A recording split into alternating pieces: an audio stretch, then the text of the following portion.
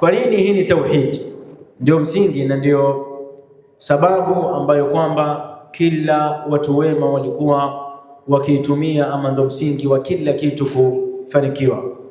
Jambo la kwanza, barakallahu fikum, tunapozungumza kuhusu tauhid tunazungumza kuhusu kitu ambacho kwamba ni furqan, ndio kinatenganisha baina al-islami wa baina ash-shirk, baina ya Uislamu na baina ya shirk.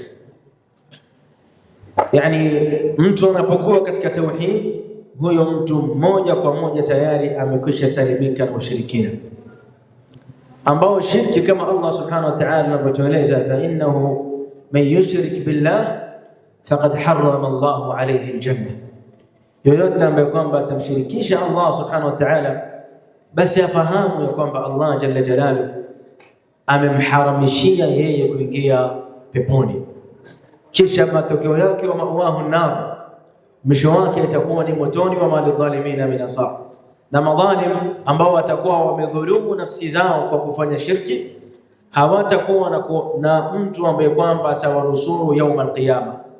Allah ametaja dhalimin akikusudia washirikina, kwa sababu Allah subhanahu wa ta'ala ameweka kwamba adhlamu dhulma kubwa zaidi ni shirki, dhulma kubwa zaidi ni shirki. Na ndio maana Allah tabaraka wa ta'ala akawaambia Waislamu, alladhina amanu wa lam yalbisu imanahum bidhulm, hii ni shirki ndani yake.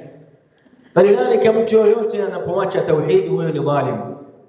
Ndio maana tuzungumza kwamba hii ni tauhid iko na umuhimu mkubwa sana katika maisha ya binadamu.